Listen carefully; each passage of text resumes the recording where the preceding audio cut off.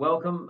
I'm Leon Steffen, for those who don't know me, on behalf of Vivo and Chris Morris and Dale Edwards, two of my partners are there, and some of our staff. Welcome and thanks for joining us. This is actually the first of these for this year. We do try and have these events. We used to have them in person one time, but something called COVID seemed to mess that up. But the main reason we have these is to educate and give advice and guidance and tips to people.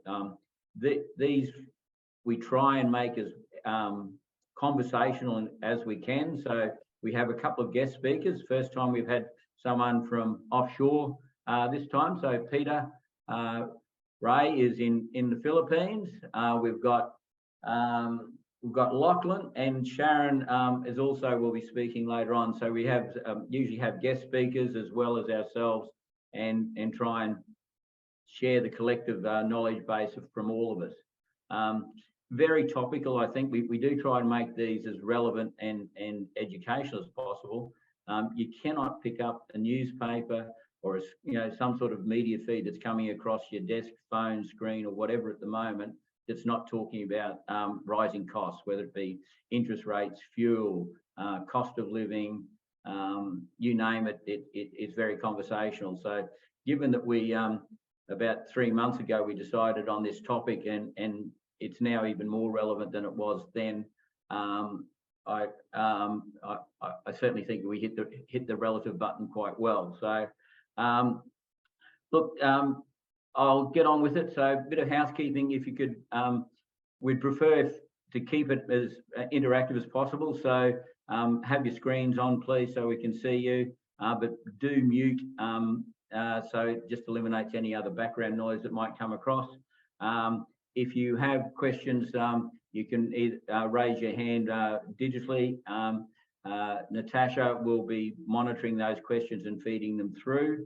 And as we finish each session, we will be asking if there's any questions relative to that session at that topic at the time. Look, I suppose the big thing is that this is so relevant. We do want your input. So I'm going to kick off with just two little tips that have come through from some clients already that couldn't join us, and hopefully that might provoke some other tips that you might want to share with us as well. So one of them, I do have to read a little bit. This one, it has a little bit of technical side to it. So we all know that interest rates are going up and bank fees are going up. So this is one way to save on bank fees. One of our clients, Max Roberts, has a business called Totally Workwear, a number of stores there. And there's a thing called merchant choice routing. Now, merchant choice routing is, or at least cost routing is its other name, which is very apt, can help you control your merchant fees by choosing how you route your transactions that all go through your FBOS machine. Now, you need to talk to the transactional people from the bank, and they will help you set it up this way. But there's two ways that your merchant fees go through. That's either as a percentage or as a fixed fee. So obviously, if you're selling really big ticket items, a fixed fee is going to be cheaper. And if you're selling smaller items, the percentage might be best for you. So understand which way they are. And some banks push everything through the credit card system instead of the FBOS as well. So talk to your bank's transactional people about that. See if you can you are on the cheapest method. Banking constantly changing, so you should be asking them as an idea that how much Max saved in 18 months by choosing the right option for his business. He saved $50,000. So it can be quite significant depending on the size of your business. Obviously, it's a reasonably large business. Speaking of banks, I know they're easy to pick on, but one other thing with banks is ask them what's going on, what's changed. So, obviously in a fixed rate loan, you can't change the interest rate on that, but there's new products and services coming out all the time. Or if you are a variable, ask them if there's a better product you can be with, and ask them, can I do something better about my rate? Quite often they don't normally volunteer, but if you challenge them, you can have some wins. So they're just a couple of little tips that can help you get away. So if anyone else has got more to add to that list, please put your hand up and speak up. First thing I talk about, and everyone knows that I quite often quote Stephen Covey about start with the end in mind. One of the big ways to save money is make sure you've got your business structured right. And we've talked about this a lot, so I'm not going to go into a lot of detail, but in short answer, structuring your business is a really important way to save money. And you can use, trust, for example, with discretionary trust to manage the marginal schemes or the different marginal tax rates to optimise the way you distribute profits amongst family members. The big thing with it is too, it's not only what you save by getting it right, because you need to think about what's right for bringing investors, succession, risk management, estate planning. There's lots of other things that will impact on the structure, not just how it will save you cost.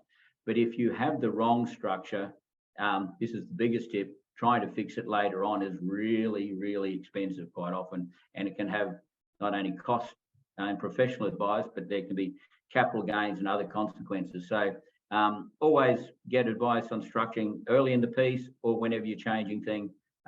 Make sure you've got advice from the right professional advisors. And on that one, I might just flick over to Chris Morris, because another question that often comes about is structuring is one that he deals with quite a little bit, about payroll tax. Yes, thank you, Leon. Payroll tax is, for those who are familiar with payroll tax, it's not your PAYG withholding that you're normally paying on employees. It's an additional tax which is levied by the states. Now, I won't go into too much detail because I could honestly speak for hours just on this, but a very long story short, if the payroll tax grouping rules are extremely broad, and the threshold for payroll tax in Queensland is currently $1.3 million, which has moved a little bit, but it hasn't really moved in line with the way that wages have over the years. So long story short, if you've got a business which the Office of State Revenue say is grouped with another business, and if the combined total of taxable wages is greater than $1.3 million, well, then they say that those businesses need to pay payroll tax. And payroll tax is 4.75% in Queensland, on top of that's an additional tax.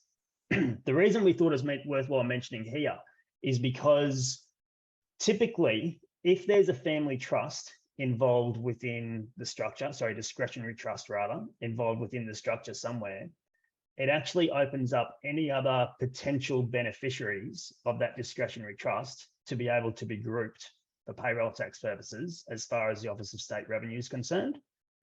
And I've heard a lot of advisors saying to clients, if there's a trust involved, then don't worry about it. You'll absolutely be considered as grouped for payroll tax purposes, even if you've got two businesses that are completely separate. And what it's worthwhile mentioning here, which is why it's on the list, is that's not necessarily the case. Whilst the Office of State Revenue will initially exercise those rules to group it, there are plenty of circumstances where you can successfully argue why a business shouldn't be grouped for payroll tax purposes. And exactly as Leon said before, begin with the end in mind. It's important to understand from a structuring perspective as to whether there's the potential for that to happen. Because if there is, you want to get on the front foot with the Office of State Revenue before they come back down the track and say, well, you owe us this for the last however many years for not just this business, but these other businesses as well, which we think are all grouped. So it's a bit of a sneaky one. It's annoying. I won't go into too much detail here because, like I said, I could talk about it for hours just on this, but I'll throw back to you, Leon. If there's any questions on it, please, we'll be around afterwards. So please, by all means, speak on up, but back to you, Leon. Thanks, Chris. And structuring is probably one of the hardest things that we as accountants get asked about, and lawyers as well, because there's so many things that compete. As Chris just gave the example, payroll tax, estate planning, wills, divorces, all those sort of things. So it is complex, and the best advice we can give about that is put your hand up and ask for the right advice early. Next, I'll pass over to the other partner, Dale Edwards, and Dale's going to talk about budgets and some tips that go with that. Never leave an accountant to leave budgets out of a conversation. Thanks, Leon. Yeah, budgets are always good fun. So first thing around budgets is you need to work out how to set one. So setting your budget for your business, it can be as easy as taking your last 12 months of actual figures month by month and copying them into your budget, and that's your budget. It can be that easy, but since the topic today is about saving money and saving time, I thought I'd go into a bit more detail and find some ways to save some money while you're doing your budget. So although it will take a bit longer than just copying last year's actual figures to set your budget, what I would suggest is to actually go through each line item in your costs for your business in detail and see what you're spending, where you're spending it, and why. And every time I have a conversation with clients about going through and setting a budget and reviewing costs, I always kick myself. I think accountants everywhere wish we were, as an industry, had a name that started with Z, so that when we go through the list of costs on the profit and loss, we're down the bottom, not right at the top. That's always a bit of one that Chris and I always laugh about. So the idea of going through your items line by line, it's not about downgrading the quality of what you're getting and what you're paying for the sake of negotiating a cheaper price with someone or with a different supplier. The purpose of it is more about understanding what you're paying for and whether there's things that you're paying for that you're not actually using in the business and you don't need.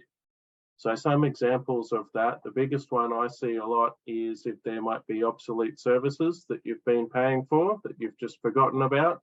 So you signed up for a subscription for something and, oh, we've just been paying for that for how many months that we haven't been using it? So those ones are normally fairly easy to exit once you've identified them. The other one that I think is fairly important is you can often be paying for a level of service that's higher than what your business actually needs. So that often involves a little bit more work and effort to look into your agreements and talk to your providers to see what it is that they're doing and what their current service offerings are to see if there's a better fit. As Leon said, service offerings from different people tends to change a lot over time. They fine-tune things to make them better value for their customers, so it makes sense to try and get onto a more up-to-date service offering from your suppliers that delivers more for you and perhaps might be a sharper price and more suitable for what you're looking for.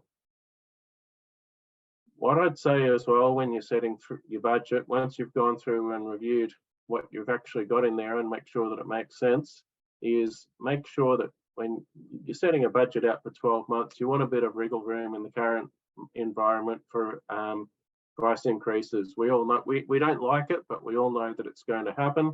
Our suppliers have costs as well. They're going to have to put their prices up with inflation the way it is. So factor that into your budget a bit so that you're not running through in 6 months' time and realizing you're over budget in everything just because a few prices have gone up. If you use Xero for your accounting system, you can easily load your budget into Xero and compare it at any point in time against your actual profit and loss via the budget variance report.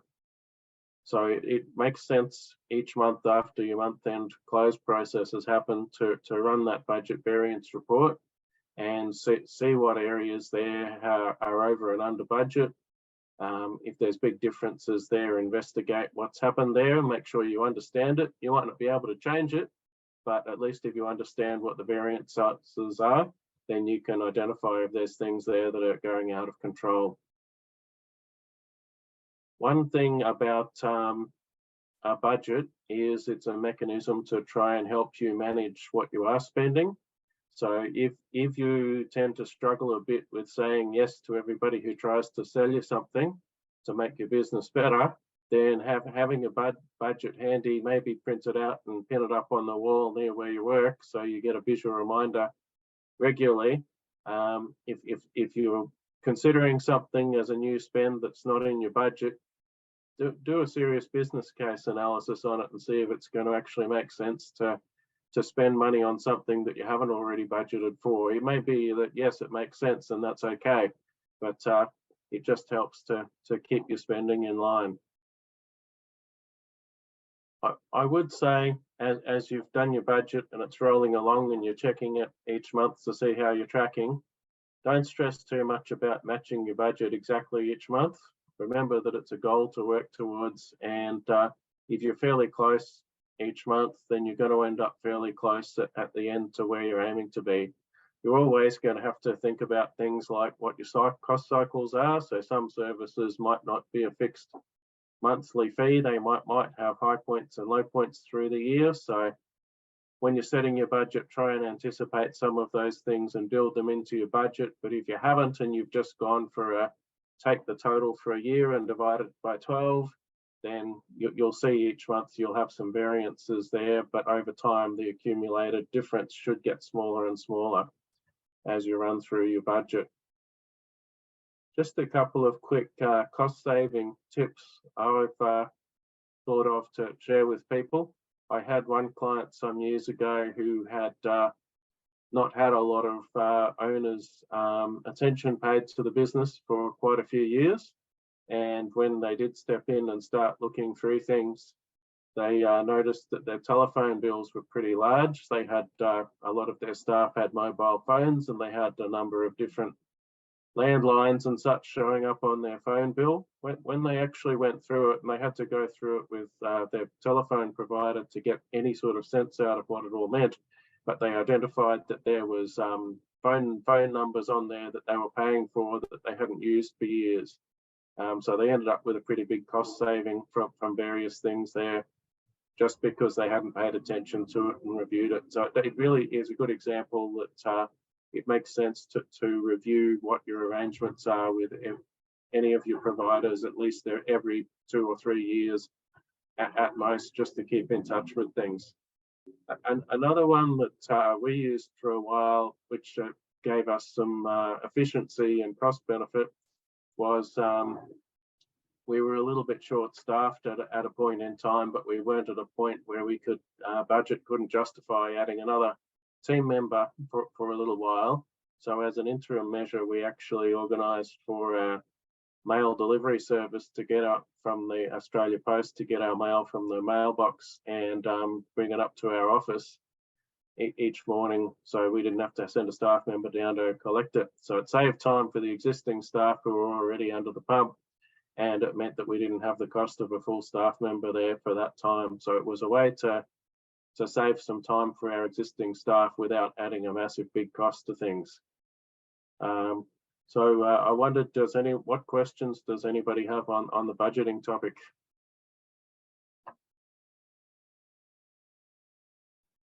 Not so much a question, Dale, but I do like the idea of cycling through your expenses. I worked with a client a while back where every month they would pick an area to focus on. Like one month was printing and stationery, and it was a mission for their support team to find a 10% reduction in costs from printing and stationery, and they just worked through the list like that and just made a game out of it for their team, and they just set a new thing each month to focus on. So yeah, it's certainly an area where you can pick up savings, definitely, if you're looking at it. It's definitely important. It's also important to remember that it's not the core of the business is to save costs, but it just helps make the money that you earn as your revenue from your core services. It means that more of that flows through to in your owner's pocket at the end of the day, which is what you're looking for. I'll throw to you, Chris. Can I make a quick comment? Sorry, someone was speaking. Alice? Sorry, just me, Leon. Sorry, I was just going to make a quick comment. I understand. I totally agree with the budgeting thing. I think it's super to go through really, really frequently where you can.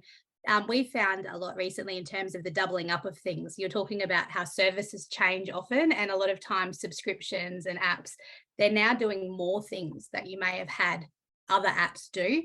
Like, for example, Microsoft, like Outlook, is doing a lot more now that you used to have add-ons for deferring mail or to, schedule times and stuff. And so going through and looking at whether you've already got an existing application or an existing subscription that is doing something that you're paying something else to do, I think can be a really good cost savings and something to sort of keep on top of with the budget as well. Great idea, Alice. Yeah, I definitely, I can recall another accounting firm I know of, their mission one year was to not take on any more apps that they were using and actually spend the time regrouping and reviewing the apps that they were currently using and what they could actually get out of them in terms of things parts that they weren't using that they could use to run their business better. So it's definitely a good one, Alice. Thank you for that. Actually, if I could add one more on budgeting, and actually didn't ask for questions on after that, I'll come back if anyone had any questions on structuring. But Lisa, I see you're there. Childcare is a good one to have some benchmarks in the industry. So it's not only about comparing just about how you went last year or last month, but understanding what industry standards are. And the big one for a lot of businesses is really what their wage percentage is going to be as a percentage of sales. And if you put those sort of benchmarks, so wages, you might have childcare. I'll pick on you, Lisa, groceries, nappies, some of those types of things there that you can have some industry standard benchmarks and pick on those. And you once you monitor that and you see something that's out of kilter, you can jump on it straight away. So those industry benchmarks are a great way to do that. So and adds relativity to those things, not just is it better or worse. Because if it was already bad last month and you're comparing against last month, it's still going to be bad next month. So you want to know how relative that is. Remiss of me, and I'll blame Chris as well too, but we didn't ask if there was any other question back on structuring, if anyone had anything to ask us on that before we move on to the next topic. All right, we're saving money, we're saving time. Good, well done. You're learning. Okay, so back to Chris, isn't it? Back to me. Yep. Thank you. The topic, I actually really like this topic. So I'm talking about taking advantage of technology to automate tasks, reduce labor costs, and improve efficiency. Now, firstly, I think it's important to say that automating routine tasks is not just about reducing labor costs. Admittedly, it may be for some businesses, but for many, especially those who are continually innovating, it's often about freeing up time and freeing up resources so as you can then allocate them to higher value tasks to be providing higher value for your clients and also driving your own business and their business forwards as well. So I thought I would kick off with a very simple example, and there's no better example than talking about yourself. And if people know me, they know that I do like a good example.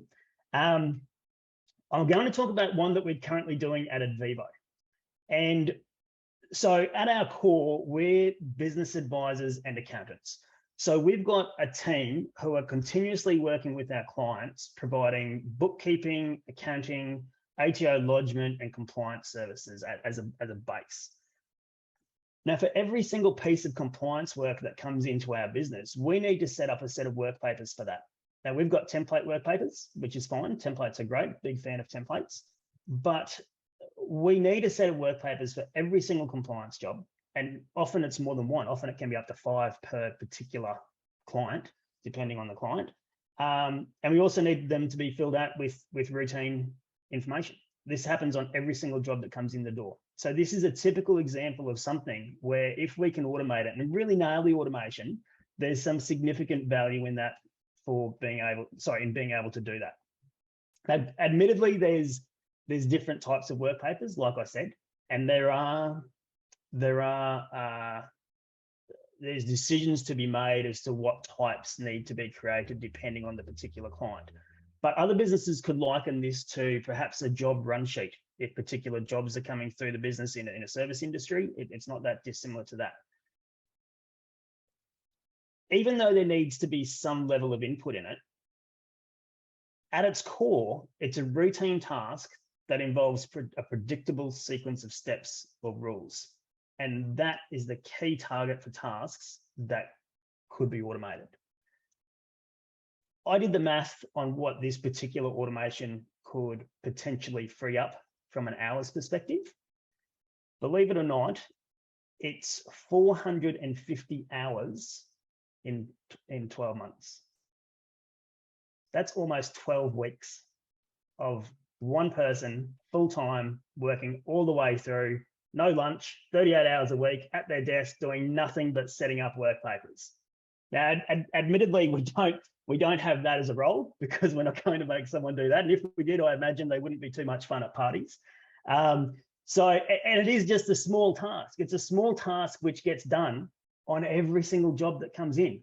But when you do the math on how much that adds up, that's a monster saving where we can reallocate resources to provide about higher value tasks for clients. So it's a no-brainer for us. I'll be the first to say we haven't got it in place yet, but it is well and truly in our firing lines and it's underway. So hopefully on the next time we're talking about automation, because it tends to come up often these days, I'll be giving you an update on where we're at with it. I'll stop there. I will go on to another one quickly, which is before they bring out the shepherd's crook. Sorry, Chris. John just has a question though. G'day, Chris. Just John, where's John hiding? Oh, yes, John. Sorry, far away. Just wondering what tool you're using, or have you got any recognition on tools for automation? It depends. Yeah, really good question, John. And honestly, this particular automation has been in our sites for a while. And I won't lie to you, we have been through we've been through numerous applications trying to find the one that would best suit us for this. And in this particular instance, we're using our document manager, which is called FYI, which is purpose-built for the accounting industry. There will be other uses for it in other industries as well, but this particular one's purpose-built for accounting. So I'm not too sure what industry you're in, John. Oh, is that John Musker? There we go. Yes, yeah. I know where you're from. Sorry, John. Yeah, that's all right. Yeah, so it does actually change. People who are more involved in the technology space will probably be able to explain this a bit better than me, but I forget the actual term for it, but essentially no code programming is what a lot of the applications are working for towards these days, which means that dummies like me can even, write something to be able to automate a process. And that's essentially what FYI is. It's no code programming, which allows dummy accountants to be able to actually implement it for their systems. Yeah. Okay, thanks, Chris. The next thing that I'll talk about before Dale brings out the shepherd's crook is homework.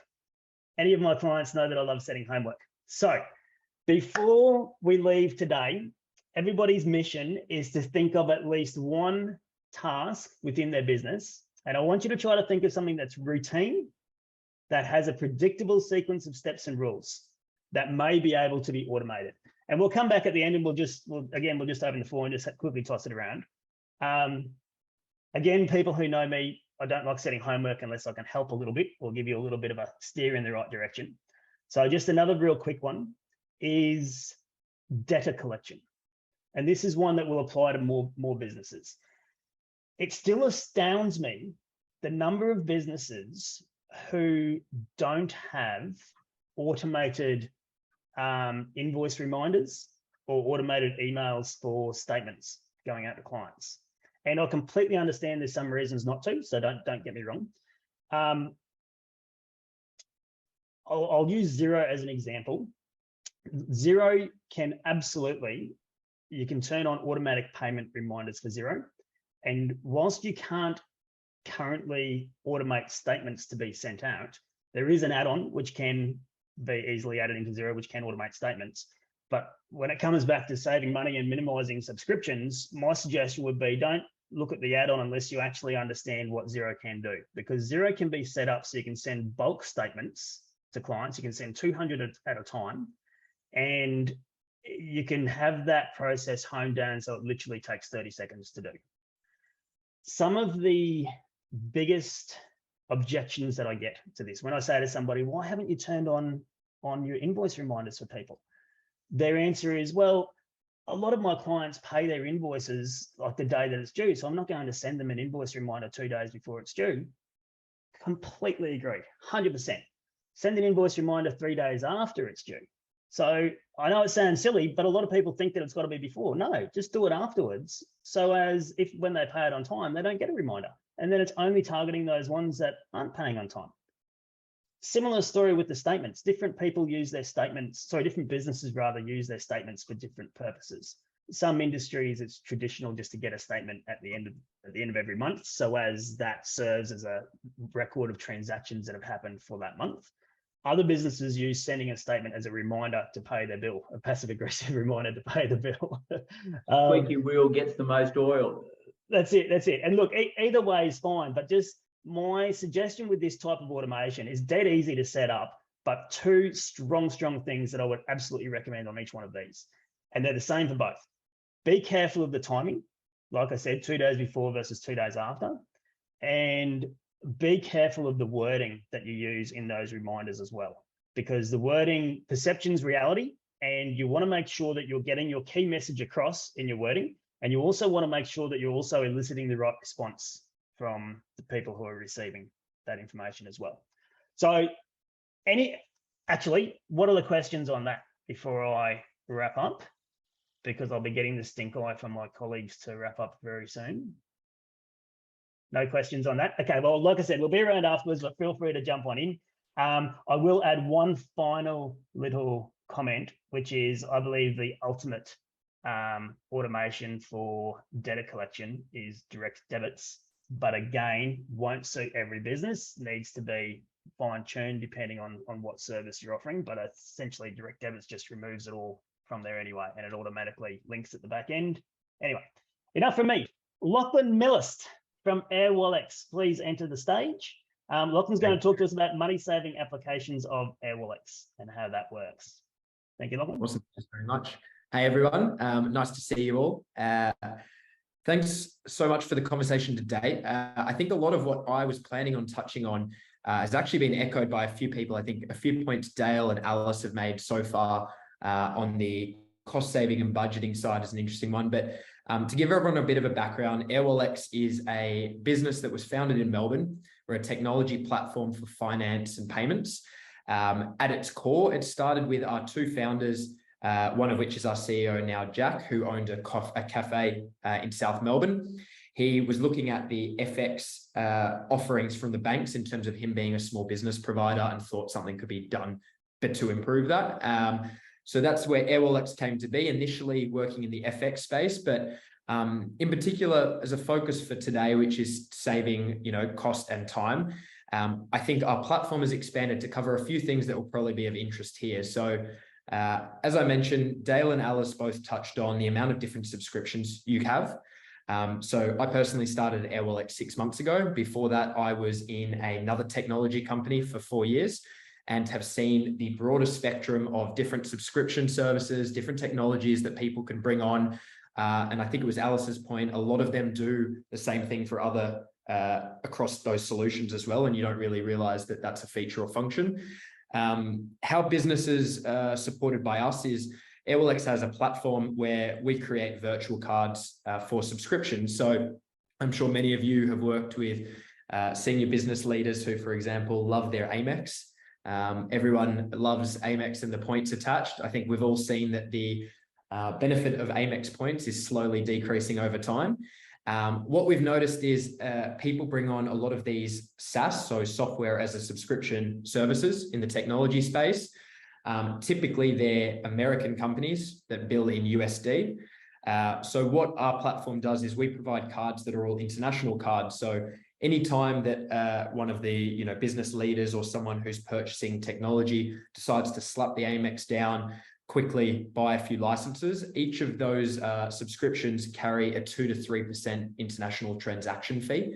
That's something that, from my lens, coming from a sales background and marketing background as well, I probably don't look into the fine enough detail on. My thought is once it's on the card, it's someone else's problem. I'm sure you've all experienced that as a conversation point, but 2 to 3%, I know this is the perfect audience to discuss shavings make a pile. It does add up. So from our technology and our platform, that's a simple little solution we provide for businesses. Now, the other benefit to that is when someone has one physical Amex, they tend to use that across many different subscriptions. Similar to Dale's point in going line for line, we have a technology that allows you to create a card per subscription or per category. So for example, if you have Microsoft, as I think was brought up first, the Microsoft subscription would have its own card. Then maybe Google AdWords is something that's common within businesses. Xero as your accounting platform. You can list these out on individual cards. The reason is it's very hard for someone to take the one Office Amex. Sorry, it's very easy for someone to take the one Office Amex and quickly add on 1 or 2 licenses and forget it existed, as opposed to needing to create one of those cards and tracking that. And the moment that either that technology no longer suits you or the person left the business, it's very easy to remove that card or freeze the subscription as well. So they're 2 little tips and tricks that, coming from technology background where I'm working with, big or small vendors that have many different technologies that are spending quite a lot on, don't realize the 2 to 3% adds up.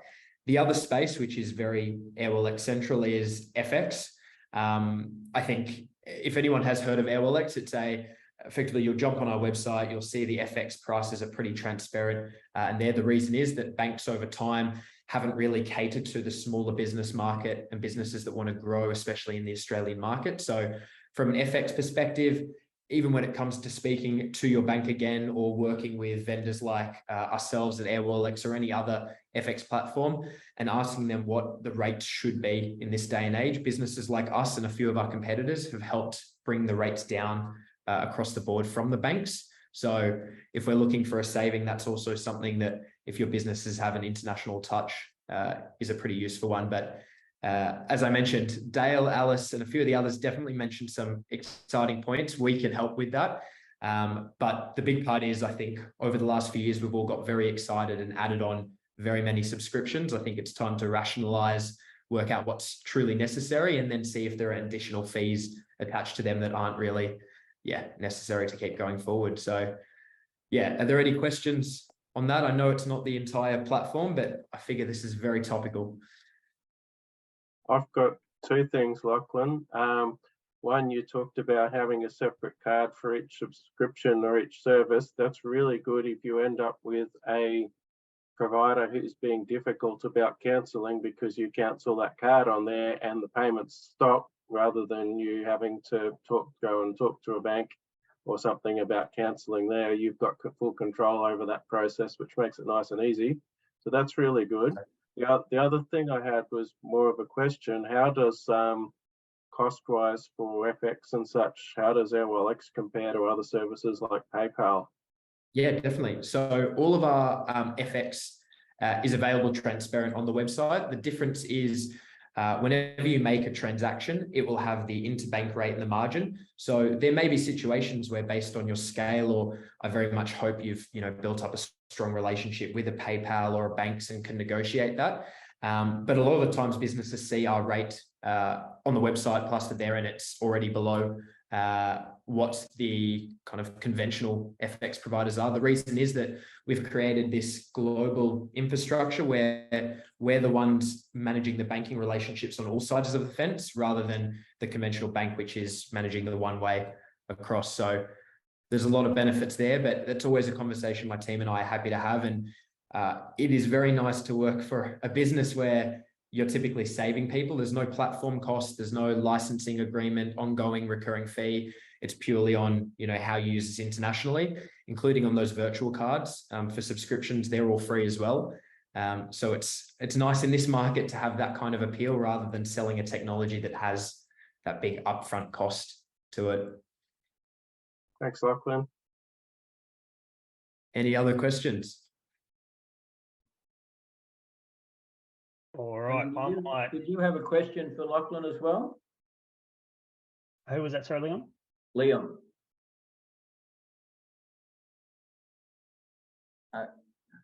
Liam Tui, maybe late. Oh, yeah. Oh, sorry. I wasn't sure whether or not we were getting great question time at the end, but I'll ask it now.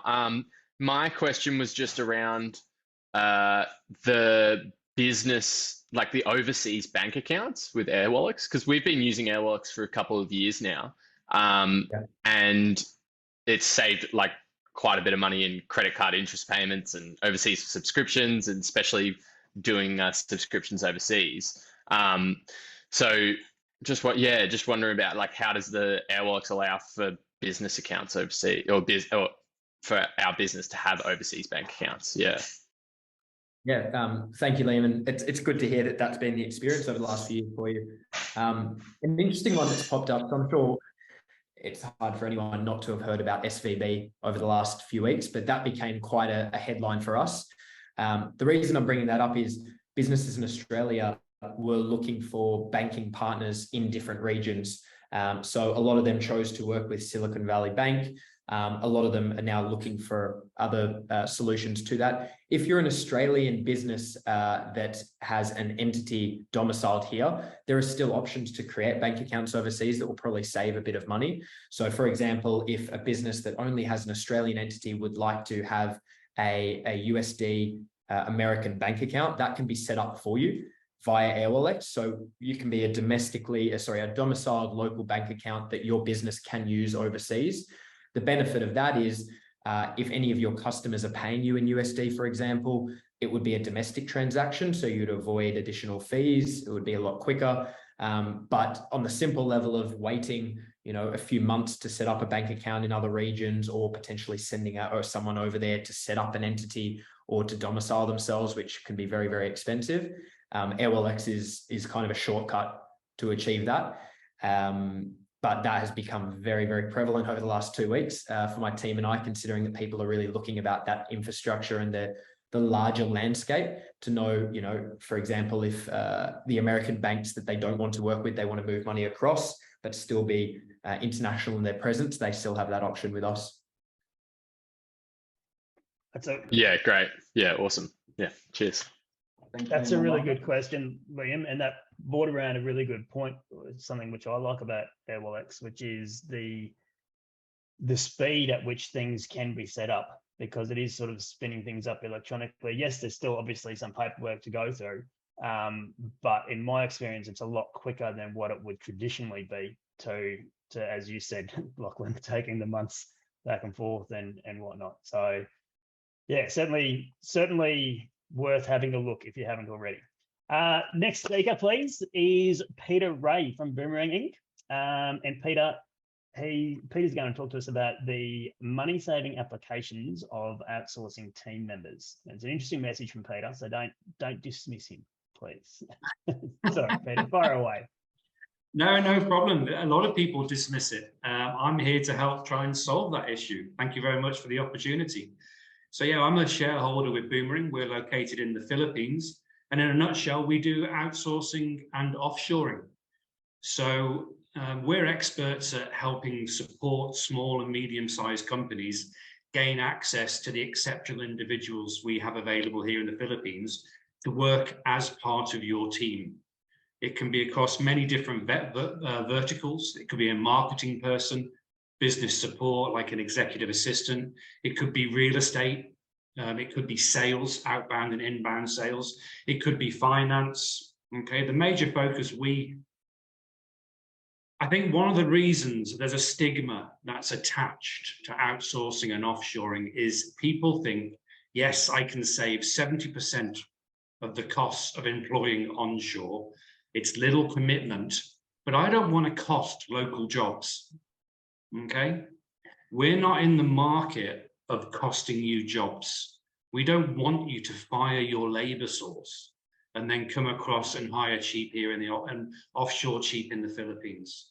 We're in the business of supporting businesses so they can scale efficiently, effectively, with very little commitment and those significant savings in costs. We often have people and entrepreneurs, you're working weekends, you're working long hours. You're a high value employee in your own company, or you have high value employees. Are they doing low value work? Are you focusing on the urgent all the time and forgetting the important because you don't have the time to focus on the important? If you're answering yes to some of these questions, please give me a shout, let's have a chat, and we can explore how offshoring can benefit you. Offshoring effectively helps you free up your workforce so they can focus on doing the jobs they're supposed to be doing, or an entrepreneur can actually focus on working on their business and not being buried inside their business.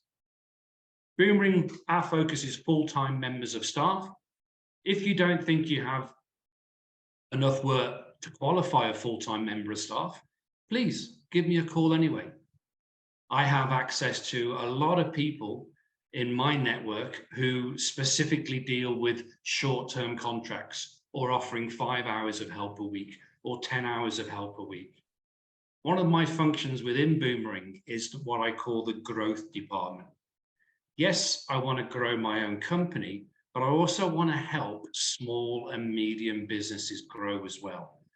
So if there's anyone in my network who I can help or reach out to you, then I'd love to do that also. Okay. I don't know if you want to talk about anything else there, gentlemen, or people have questions.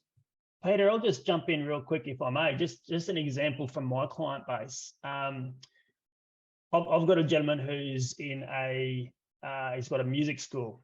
He's got several different locations of music schools, and he's written the software himself for the payment software, and it integrates with Xero and it tracks his lessons and everything like that. So he's quite switched on in the grand scheme of things. But because because of that particular integration, there's additional work that he's got in the back end with matching payments and things like that. So it's not necessarily that dissimilar from a traditional bookkeeping function, but there's a bit of additional admin that they've got with matching things in the back end. And he was in a very similar situation to what you were explaining, Peter. He was sort of saying, well, look, don't have the resources to put on a full-time team member. I can't justify a full-time team member for this, but I tell you what, I'm running out of hours in the day. So he needed just a bit of extra help to get that sorted. And he started off with somebody not dissimilar from what you're offering for, I think he was on to be honest, I think he started with about 10 hours a week. And it's ended up 3 or 4 days a week now. And he said he's his best team member. He said he wishes he had 10 of him. Can't get enough of him. So yeah, there's use cases all the time, and often it's different to how people perceive it to be, which is interesting too. No, 100%, and thanks so much for raising that point. You know, if we don't close our doors to people, I think that short-term sales approach has now gone out the window. Okay, it's all about advocating and connecting. Connecting is a big part of the job I do here at Boomering, because a rising tide raises all ships.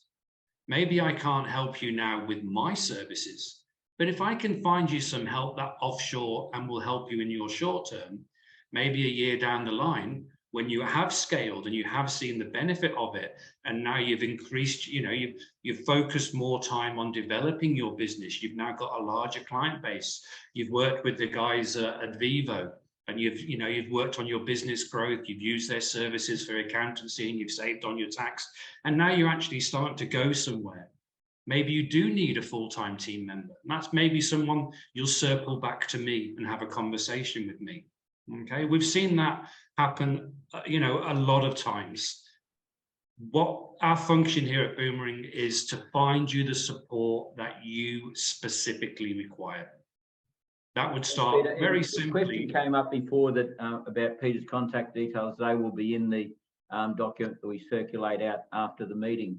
I'll move on to the next one. We're getting a bit short on time. So in the introduction, I did talk about rising energy costs and fuel costs and everything like that. Businesses are complex, they consume a lot of energy. I know I was brought up by my grandparents for a while. My grandfather had a great way to save energy. Turn the bloody light out when you leave the room, he used to say.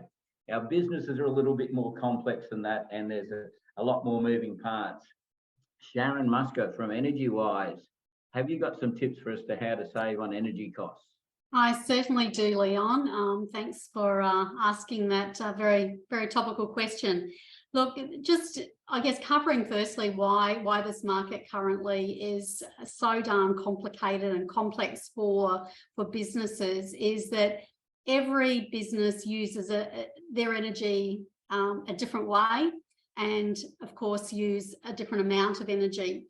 So in the market, you're either classified as a residential customer, a small business customer, a large business customer, or a customer sitting in an embedded network where you might buy power from your retailer. So under each of those categories, the way you buy power is different. The amount you pay is different, and your rules and regulations within the back of the energy market is all different again. So it's very difficult for us to determine what is a fit for purpose energy solution for our business unless you actually know some of those rules. So every state and every network, every distributor has a different set of rules. So within each of those categories, it is not a place that customers can feel that they understand and can better manage their energy spend. So there's a lot of work done at the top end of the market to try and nut out how we move forward through to net zero. It's a bit complicated. So at the moment, I think the best way to go about that is to see, well, what can I do for my business? So a few tips. The market. So the market currently, we have seen unprecedented increases to the cost of energy. We've heard that on the news.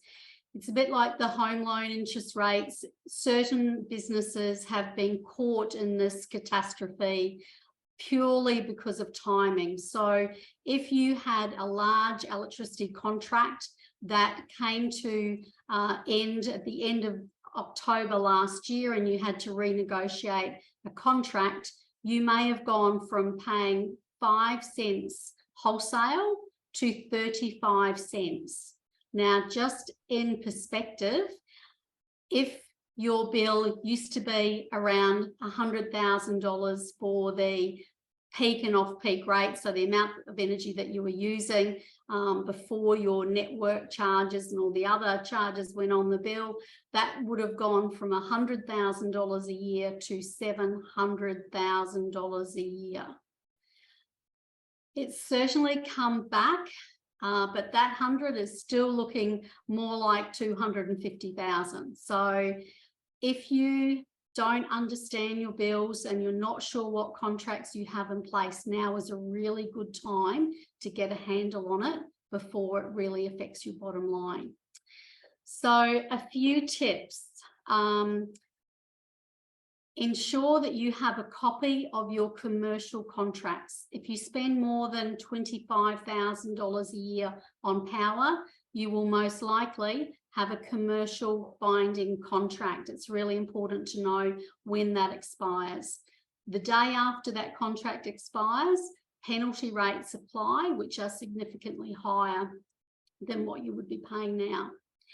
The next thing would be to be a little bit observant. Now, I know the AP app inbox is commonly used for energy bills and, of course, lots of other bills as well. Put the bills in a file and get someone to have a look periodically at the previous month, at the previous year. And if some of the numbers don't match up, you know, reach out or at least get someone else to check it within your organisation. Another big thing is data. So who actually owns your energy data? As an example, if you were thinking of putting on solar, it may be perfect for your business, but if you don't have access to your meter data, which is now in 5-minute increments, it's going to be very difficult to have that solar system scoped and priced appropriately, so it's a fit for purpose solution for your business. So there's 3 things: copy of your contracts, be observant with your bills, and if you're looking at energy efficiency and solar, to consider, do I have access to my data? Do I need to get that data from my retailer? Or does a third party, perhaps a broker that you worked with 3 or 4 years ago, do they actually have access to your data and, you know, have that all in a file so it's ready to go? You've got everything together. In terms of, I just want to give you a couple of little tips for residential power. Have we got time, Leon? Yeah. Yep. Okay, great. So obviously we all buy power at home as well. So under the residential market, we are looking at a 25% increase come the 1st of July this year. So last year, we actually had somewhere between 25 and 50% increases. The main reason was that a lot of retailers offer a discounted plan. Now, those discounts were up to about 35% over the last couple of years. The 35% is off usually just the supply charges and not the network, not the metering charge or supply charge. But that 35 cents has gone down to about 2 cents or 5 cents. So you can see that you may have still been on the same rate per kilowatt of power, but the discounts are not there in the market as they used to be. Now, on top of that, the base rate will be going up. Some good news is that there's a little bit of relief, particularly in North Queensland and the Ergon area. People with solar are going to get paid a little bit more for it. So that was just announced over the last couple of weeks. All in all, once again, be observant. Please don't file that away or throw that bill away. I love the old days. Leon, you'll remember these old days where you used to get a bill and you'd stamp it paid and then put it in a folder. Honestly, I really think that those theories or those ways that we used to manage bills perhaps were a little bit easier because we were observant. We did see what the previous bill was, and once we file it away electronically, sometimes it's gone and we never see it again. So just being a little bit observant will absolutely help. And call your retailer. If you're concerned that you've got an increase or the bill doesn't look right, call your retailer to start with, but do not, take what they say with a grain of salt. The retailer is a sales organisation. Their job is to sell you power and make a profit. They're not always the best people to investigate if you've been overcharged. So speaking of overcharging, this week we've had an $87,000 a year overcharge for a aged care client. So that's 4 reasonably small electricity bills. It was some billing errors that just started to occur. It's a long story how they got on the bill, but anyway, we got them off, and that was $14,000 cash back to the customer. Had we not picked that up, $87,000 a year. On top of that, network tariffs. So we've had lots of wins there, $50,000 for a client as well, whereby the way the network charges are grouped together, there's different groupings. So if one doesn't quite work for the way you use power, it may just cost a lot more money. So there are lots of things that can be done. It's just we start with being observant. Find someone to work with who knows the industry that can, dive deep into the back of some of these charges. And at least if everything's fine, you can move on, and you can move on to that other thing on the list, Chris and Dale, that you mentioned. But at least you will have peace of mind that you can't do any better, and it is what it is. But don't be complacent, because these charges and the rules and the environment is changing constantly, and what was okay maybe a couple of years ago may not work for you now. So that's about my tips today. Thank you. Thank you, Sharon. Sharon's details will be included in the communication that comes out as well. I'm mindful it's 1 minute to go. I will. Has anyone got any questions for Sharon? Okay, I'll add one other tip. And again, the link to this will be in the communication that comes out. But there is also a lot of government grants that come out there. So if you can use someone else's money instead of yours and not have to pay it back, i.e. a government grant, then they're a great thing to do. So there's a website that has a list of all the government grants, and it's constantly updated. I used to try and keep doing it myself. Bloody impossible. So we'll send out the link to this there, and they might be for digitalisation, but there was one just recently about energy saving. So there's all sorts of quite often special purpose. A lot of them, some of the smaller ones, they're not for dollar. some of them are outright, so that will be in there.